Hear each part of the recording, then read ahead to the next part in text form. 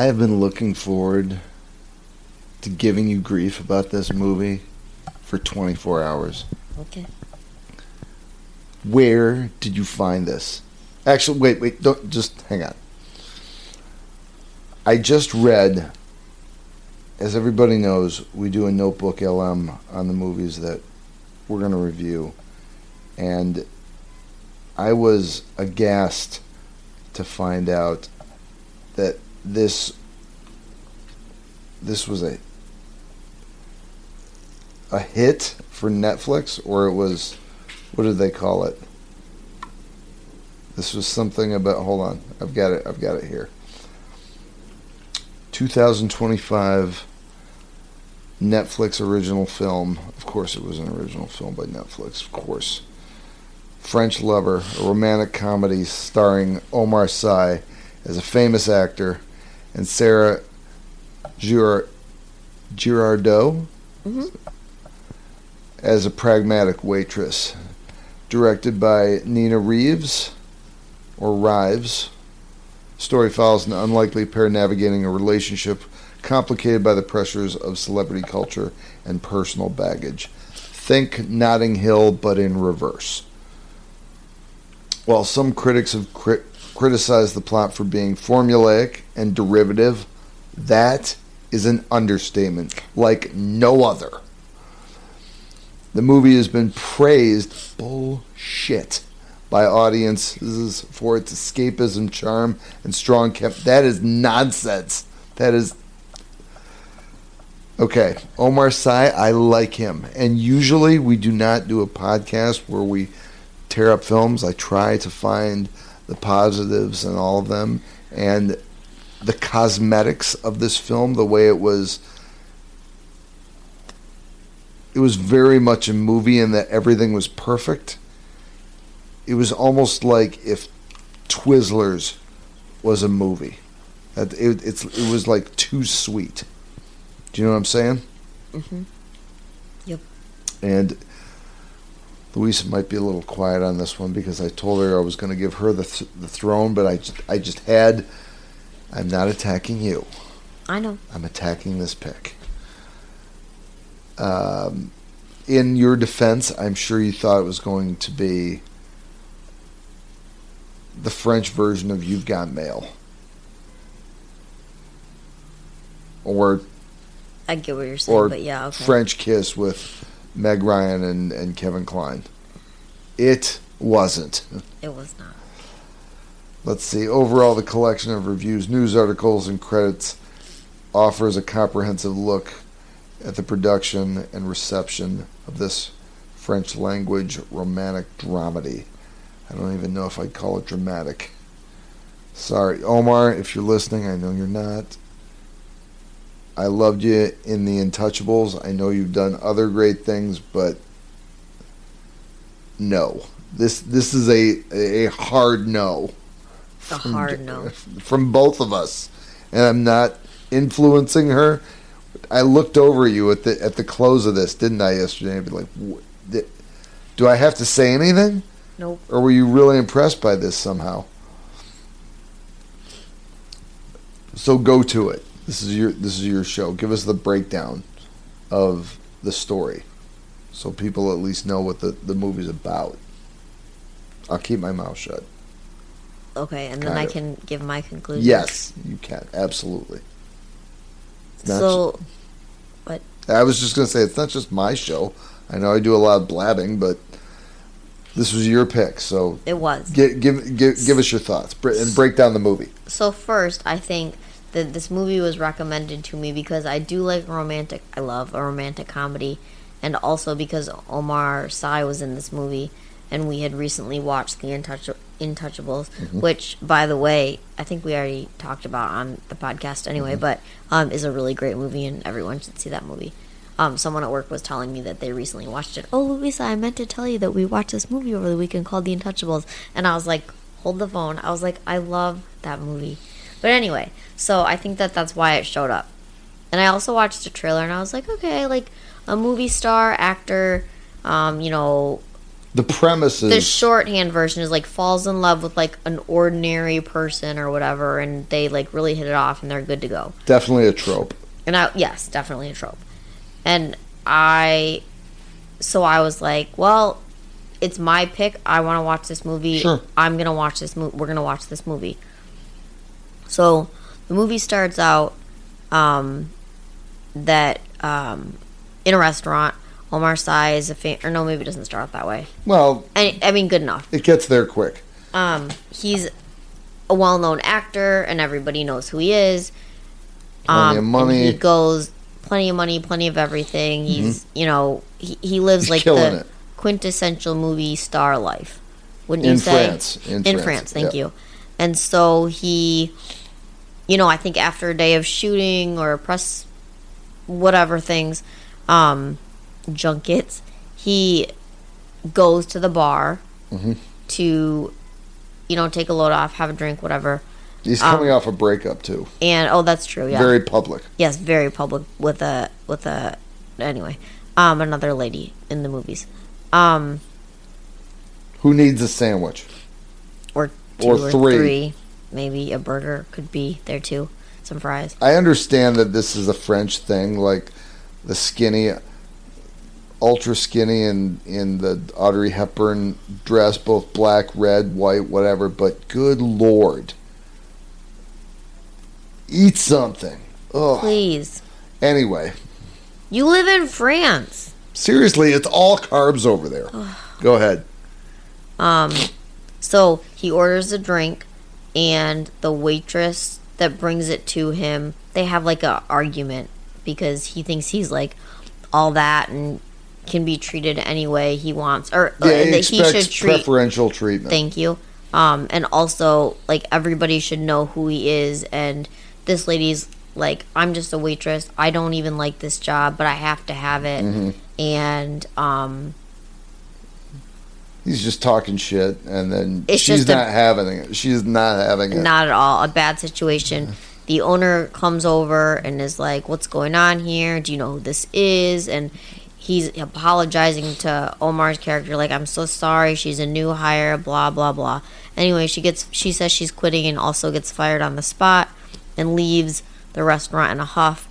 And Omar Sy's character gets in his fancy car and picks her up and drives alongside her. I'm so sorry, and let me make it up to you. And she's like, no, I'm going to take the bus home because that's what I always do. And he's like, would you like me to drive you home? And she, again, is not having any of it. And so that all happens. And one thing leads to another. And is it okay to skip over all this? Well, yeah, I think this was sort of like laying the seeds for their personalities. When it's a French movie and you watch subtitles versus dubbed. Yeah. Like subtitles, the pacing might have been different. But the pacing, there was a lot of assumptive. It's almost like the plot moved, like it was accelerated. Yeah. Like things happened very fast, and they weren't necessarily cohesive. They were definitely not. Like, for example, and I'm, again, sorry everybody, I'm trying to leave out filler words, but she threw a drink in the owner's face, told this guy to stuff it, and left, and he felt bad and drives up and tries to pick her up, and she's like, all right, fine. I'm like, what do you mean? You just like quit a job because of this jerk? You're gonna let him drive you home? And then he tries to uses his charm to charm her way into her apartment, but she's not really charmed by him, but he still gets in somehow. And then he just kind of assumes, oh, she's gonna screw me, so I'll just take my shirt off. And she's up to this point, she's disgusted with him. And then, like, on a dime, she's like, oh, okay, we can fool around. I'm like, just like the transitions, there was no, they were hard, and they didn't make, and I'm not going to write it off just to, like, do you know what I'm saying? When they started making out, Like up to that moment, she's like, well, "You're a flake. I don't like you." And he's like, "So, are you into it or what?" She's like, "All right." I'm like, "This is almost laid out like a porno, like in the way that things kind of go from 0 to 100. Then people they change moods, and with the dubbing on top of it, I feel like this happens with a lot of movies when they dub over the native language. Some words get changed and meanings get changed a little. Yep. So when you're watching it in English, you're like, the flow is off and the cohesion is off.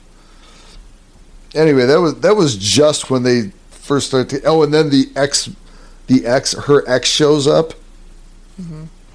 I'm sorry, I didn't mean to take over. This is your thing. I'm sorry. No, it's okay. But the ex shows up, and she's she trying becomes to all hide the actor in her house. Yeah, she becomes diminutive to him, and with any other guy, she's shut up, go kick rocks, whatever. Right.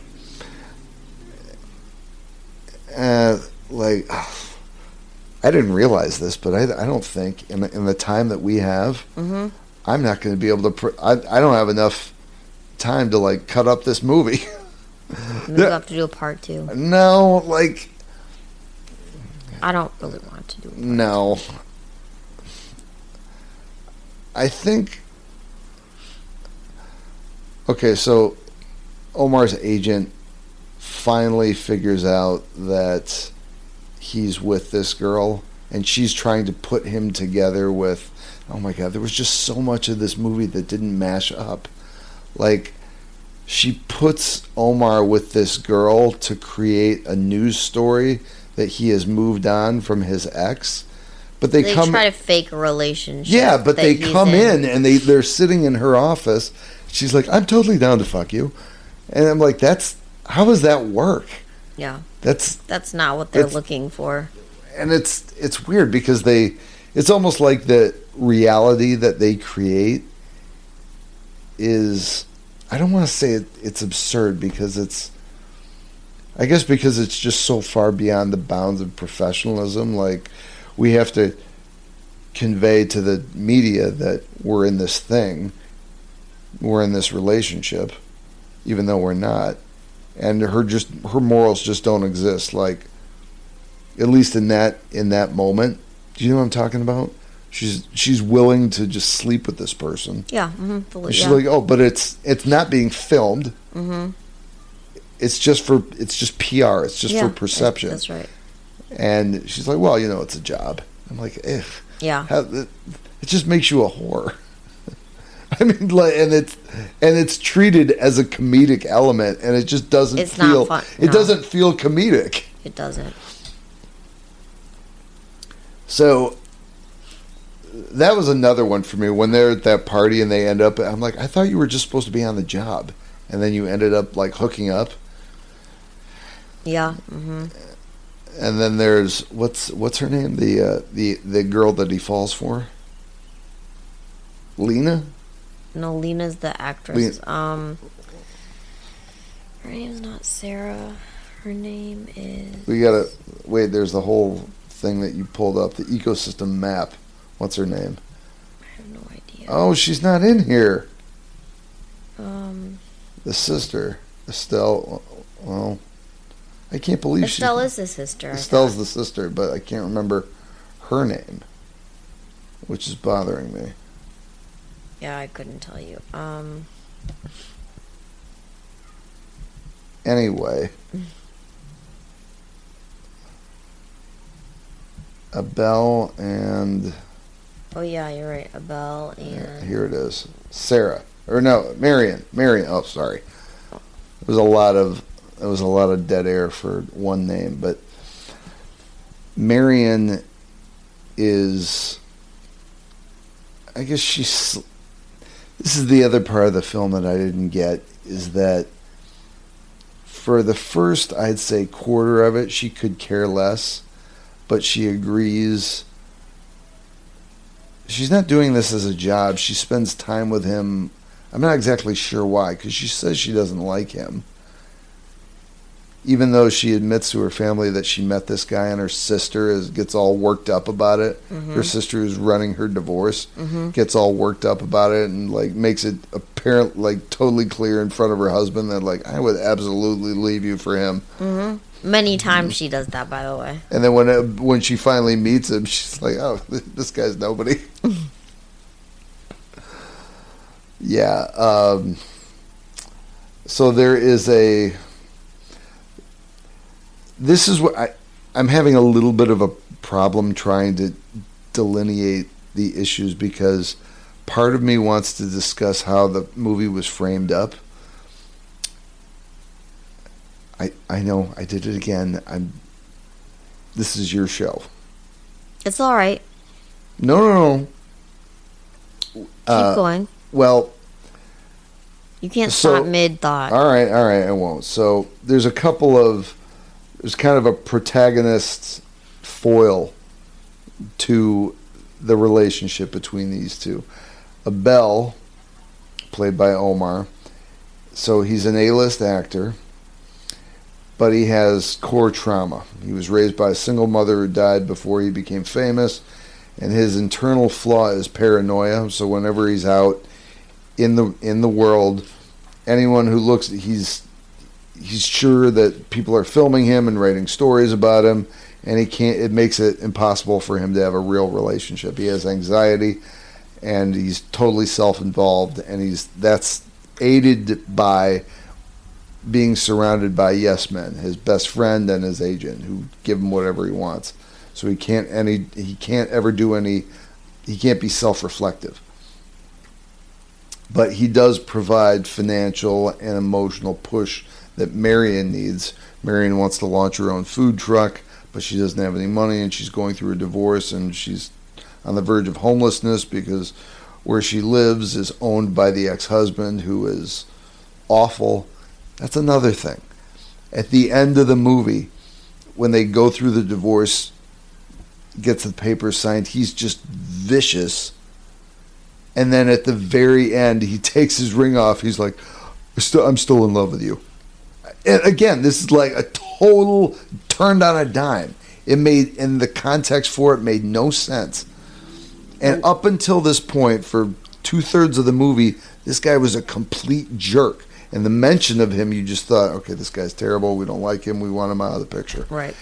And then later in the movie, Abel is babysitting her Great Dane and loses the dog. And the first person that she calls is the ex. And I remember at this moment, I sat up. I'm like, what? What? There's nothing redeeming about this guy. Why would you call him? And this is why I feel like maybe some of the language was lost in the translation, because there's all these little lines that don't necessarily connect. Mm-hmm. So who else do we have in this movie? Lena is the ex. She's sort of the catalyst for Abel's initial jealousy and his public humiliations and being afraid of the paparazzi. Camille is his agent, and his buddy, acts as a secondary handler, is Sammy. Let's see, who else do we have? And Antoine is the old boyfriend, who we don't like. And our dog that we love is Claudine. Okay,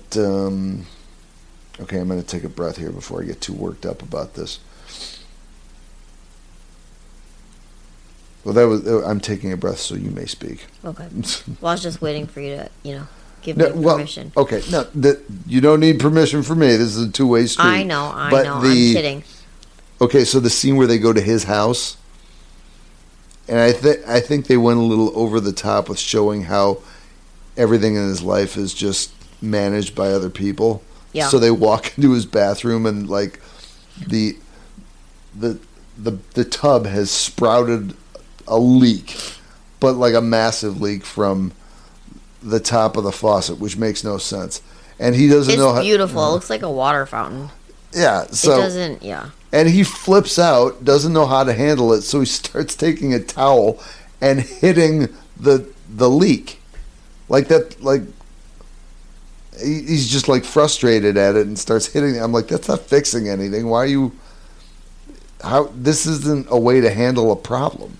Well, and it was just frustrating. I don't know what the adjective that I'm looking for is, but it just seemed, I don't know, kind of random because apparently, and according to the timeline of the movie, he hadn't been home for a minute because when he realized that there was this leak in his bathroom, he said that the floor was all covered with water. Mm-hmm. And I don't know, but if the floor's all covered with water, then weren't you not home for a while? And then I was going somewhere with this. I guess just like you said, he instead of it didn't, none of it made sense. And like you said, he started hitting the bathtub with the towel, and his like girlfriend that's with him is like, you just have to find the water and turn the water off. And he's like, well, I don't know how to do that. He's so, like that unplugged from how to manage normal life. Yeah.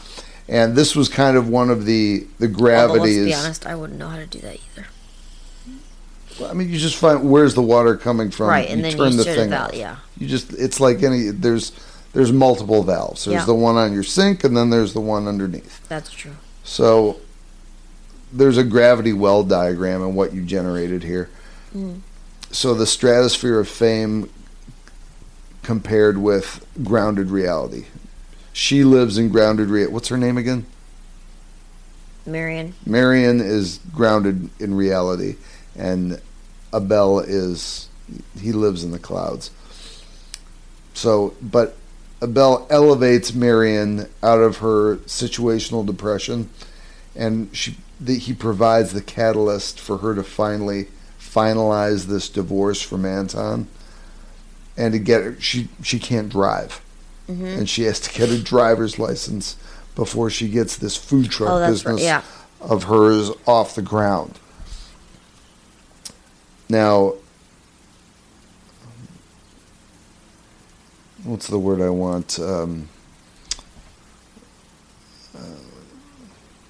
Comparatively, I guess, Marion acts as the gravity for Abel's life. She is the downward force, the gravity. She's more, for probably half of the movie, she's more parental than romantic. Because he has such an inflated ego. And she's the only character who speaks to him without a filter. Yeah. She talks to him like, I don't give a shit that you're a celebrity. Yep. Like, the things that, like, not everything is easy for everybody as it is for you. Which, those little elements were kind of nice to watch, but, like, some of the fights they had, the fight was a good example. It was a good example of how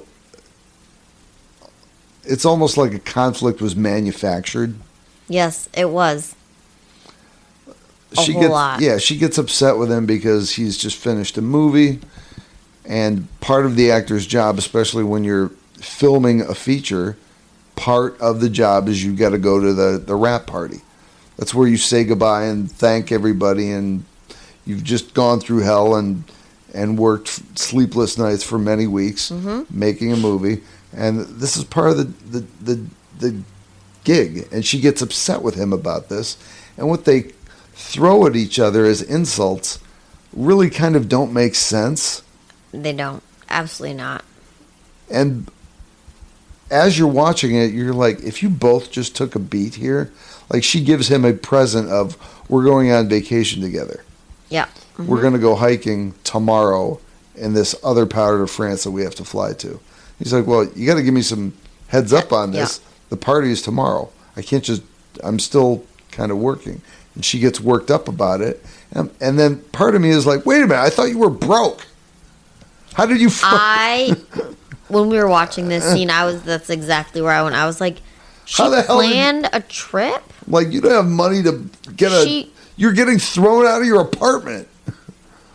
I was very confused. Yeah, so like, that's the thing. Like, you don't want to inject too much reality into a movie, but when you see when you see a cascading list of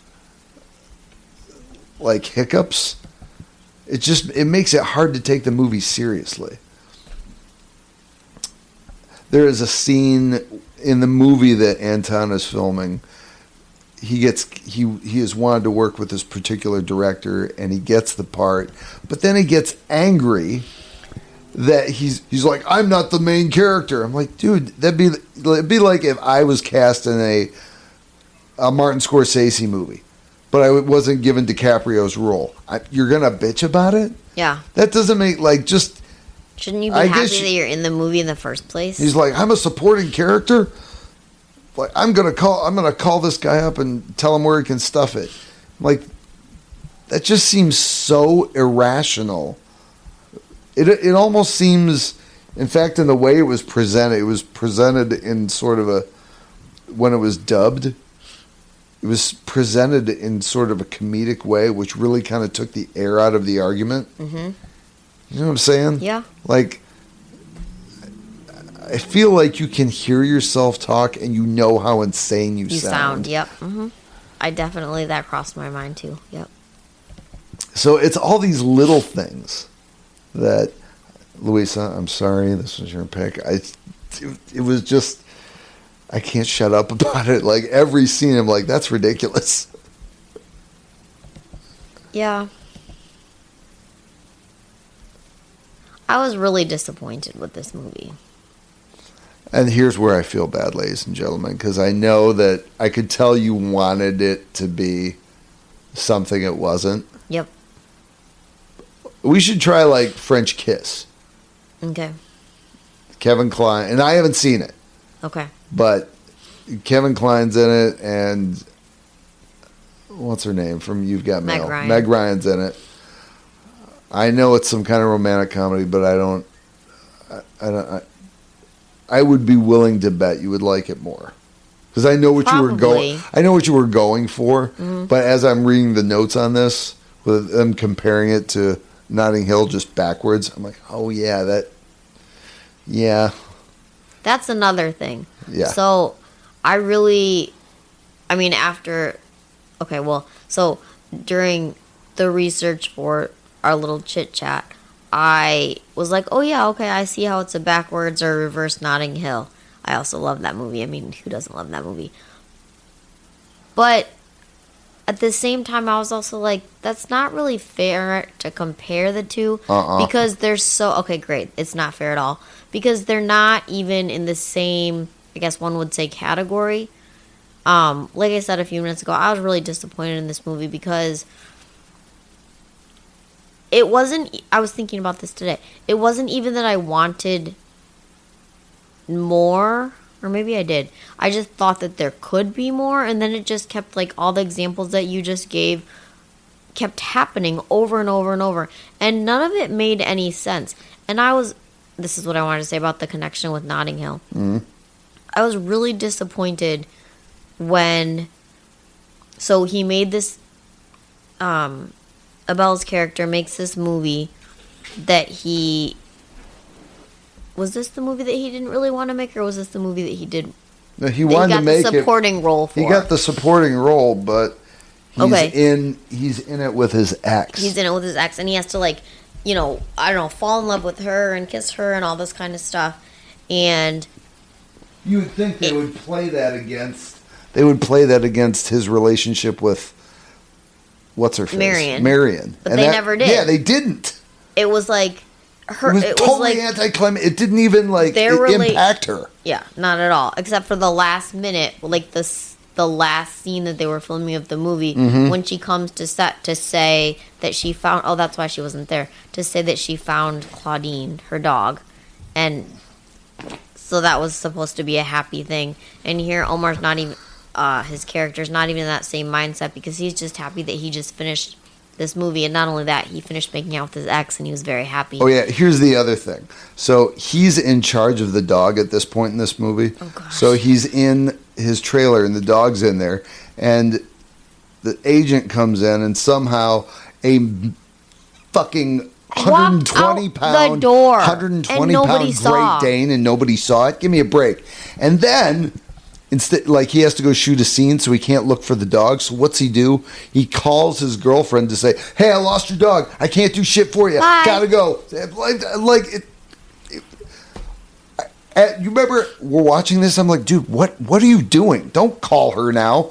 Go do your scene and then send your people out to find the dog. Yeah, if you're like this big hot actor who has all this staff and people to do things for you, like turn off your water because you don't know how to live in your own home.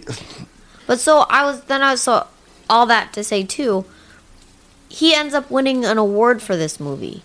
And then leaves. He wins the French Oscar for this movie. What is it? It's not the César Award. César. I find it funny because they shoot this in this tiny theater for the Césars or for the Caesars. Yeah. I'm like, that looks like a local playhouse. There is no way the Caesars are done here. There's no way. It was so sad. It was little. This is like. It was It's the French Oscars. Yeah, exactly. And there's these are rows of like 10 people. Like they're tops. And no one was dressed up like they were coming down a red carpet. Here's another one. You get us on a roll. We can't stop. Nope. You remember when they go to her big reveal, where as them being an item? Oh God! How could we forget that was the worst? There were a lot of bad parts. They take her because she's coming out to as being Abel's partner. And they're going to dress her up and put her on the red carpet. Yeah, they give her a stylist, and this is like she's a regular girl, and the stylist is so full of crap. The stylist is like, looks at her and is like, "Oh, you're not like amazingly hot. I have nothing you can wear, so I'll put you in this giant diaper of a dress." Well, and honestly, I don't think it's not that she's not like ugly. She's just like a nice looking person, and they just put this awful. What about that hair they did to her? I was just gonna say that disgusting hair.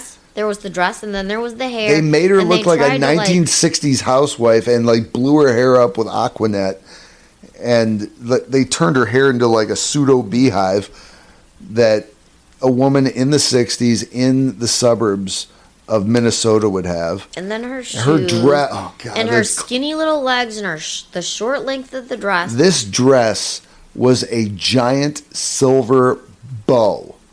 And he's not exaggerating. It really was. And like I guess they were. I don't know what they were going for. It's almost like the stylist had an axe to grind with the fact that she wasn't famous. They were going for, let me get you on the worst dressed list. Yeah, because it was awful.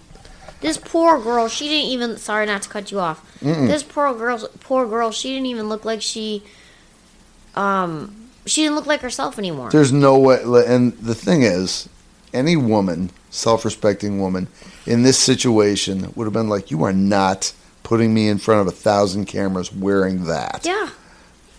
There's no, even like a straight white man, like before they got in the car, they showed you what she was wearing. I'm like, oh God, that looks awful. Oh, it looks so bad. I forgot about. How could I forget about that? Was like I said, that was like one of the worst parts. And I want to give you a lot of not very good parts. I want to give you this bit of behind the lens because I can only imagine if I put my heart and soul into building a project or making a movie. We're kind of the worst people, you and I, because we're really poking holes in this. But Lisa Nina Reeves is the director. And, look, I know this isn't your typical movie podcast, but she's a person like anybody else. And this was her debut. Mm-hmm. And for us to come on and be like, oh, this movie's a piece of shit. Not very nice. It's not, but like, Lisa, it sucked. But it's your first feature. So, not that you're ever going to hear this. Doesn't matter what we say. And good job on you for giving Omar. That's pretty cool. Yeah, seriously, like that's a total. I haven't done that. That's a total win. But you got to keep making movies, darling. Yeah. have some control over how they're distributed, Mom because calls these your primitive days, and your primitive days, they're your primitive days, so you got to keep going. yeah, making her featured directorial debut. I didn't realize it was her first movie, but honestly, it kind of makes sense. The shots were all together, but you know what it was? I don't think she has mastered tone yet. I think she has I understand that she had an idea for what she wanted this to be, but her control of emotion and tone are not there yet. Yeah. Mm-hmm. And look, Lisa, it's all in fun. We're just dunking on how the thing translated, but keep making movies, you'll be fine. Yeah. Previously honed her visual style and understanding of pacing as an assistant director in Netflix's massive hit Lupin. Really? Well, you got to keep making them, girl. And Architects Hugo Galen was the executive co-writer. Veteran high-concept romance, Love at Second Sight, and Sy's previous collaborator for Two as a Family. Nomi Sigalio. Comedian veteran. Okay, so there were comedic elements in this movie, but it's almost like they were half-formed jokes. Mm-hmm. Comedy veteran known for Netflix's Alpha Males and The Hookup Plan. Rom-Com maestros. And we could talk about Sarah Girardot, who played Miriam, but let me see here. I've got a few minutes before I got to get to the recipe. Contextualizes her dramatic Caesar Award winner for Bloody Milk. Have you even heard of that movie? Nope. But I saw that, yeah. Lead in an espionage thriller for the Bureau. Explains how her sharp, no-nonsense dramatic chops provide the vital rhythmic friction needed to ground-size tornado-like energy. You know what's funny? Like, just the AI-generated image, yeah, she could be a beauty, but they really ugged her up in this. Which was, I mean, she just had this perpetual, like, almost like a depressed look to her, you know? Like, yeah. It made her face hang. Mm-hmm. And there's pictures of her. She's a very pretty lady, but I think she is a very pretty lady. There's stuff we're not going to get into here about the composition by Guilherme Ferran and the anthem Wild, which was an original track written by Ferran with vocals by Adele. Adele Wismas? Is that Adele's last name? Is that a different Adele? It's not that Adele. Song serves as an emotional tentpole for the film's pivotal romantic montages, bridging the gap between Adele's highly produced work. You know what's funny about this? All the stuff that leads up to, like the architecture that they built around what made this movie, once it's assembled and you look at it as a whole, all of these components they're not the loudest speaker of the movie. Mm-hmm. The lack of tone is. Yeah. Yeah. That was a good, yeah. Like, I'm sure the sound, I don't even I remember that there was music to it that kind of tied it all together, but it did not speak louder than the gaps in tone. No, I have no idea. And honestly, I don't even really remember any music driving or going along with the movie per se. The only thing that I remember regarding the music is that at the end of it, like when the credits started rolling, a lady started singing. Mm-hmm. And I was like, oh, this is a French movie. That's right. That's what I thought. All right, look, I got to get into my... I'm really hungry. Oh, I know. Thank God I brought you all that salmon, huh? Mm-hmm, thank you. Yep. What do we got here? I got to find you that's not what I wanted to have. I got to find my... Where are they? I have a recipe. It's good. It's delicious. You're going to like it. It's got sweet taters in it. Mm-hmm. Okay. Oh, God, this looks delicious. crispy, sweet potato cakes with feta creme, and they call it sriracha honey. But again, this must be my third or fourth hot pepper honey recipe. Again, as always, this podcast and these recipes are brought to you by heyhoney.biz. Check me out online, order whatever you want, but if you're one of our many listeners in Vietnam, I can't send it to you. Let's see. So, sweet potato cakes, I got 4 minutes here. So there's a couple of different components that I'm going to give you ingredients on. Sweet potato cakes, you're going to use 2 cups of mashed sweet potatoes, 1 egg, 1/4 cup of flour, 2 tablespoons of olive oil, 1/2 teaspoon of salt, and 1/4 teaspoon of black pepper. I would up the black pepper if I were you. For the feta cream, 1/2 cup of feta cheese, 2 tablespoons Greek yogurt, 1 tablespoon of olive oil, and 1 tablespoon of lemon juice. It gives you a recipe for sriracha honey. Fuck that. We're not doing that. We're just using mine. heyhoney.biz. For the garnish, fresh parsley and chili flakes. Here's the directions. In a bowl, you're going to mix mashed sweet potato, egg, flour, salt, and black pepper. Form into small cakes. Heat the olive oil in a skillet over medium heat. Cook the cakes for 3 to 4 minutes per side until golden brown, so you're making pancakes in a sense. And then in a bowl, you're going to mix feta, Greek yogurt, olive oil, lemon juice until smooth. In a small bowl, you have to do that. That's making the honey. I do that. Spread the feta cream onto a plate. Place a sweet potato cake on top of it, and then just keep doing that. On top of that cake, you're going to put more of the creme, stack another one, more creme, stack another sweet potato cake, and then cover it with hot pepper honey, and then chow down. I got to figure out a way outside of YouTube to put these pictures out. Well, when you're listening for the podcast, it's just, you're not going to see any visuals, but it looks delicious. Look at that. Do you want me to make that for you? Yes. Well, I'm not doing it today. Not today. You got to wait. Do we miss anything? Nope, we didn't. If you, I mean, I'm not telling you not to watch it, but if you value my opinion at all, I mean, it wouldn't surprise me if I'm not going to try and sway opinion. That's how I felt about the movie.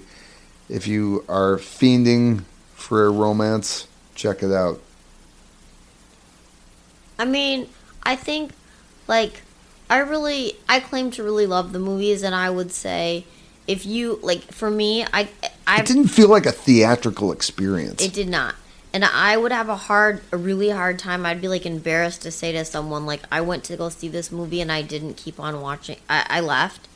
But if you started this movie and you were like, yeah, no, I listened to their podcast review, and then I started to watch it and I was like, nope, I still am not. I would not blame you for turning it off. Yeah.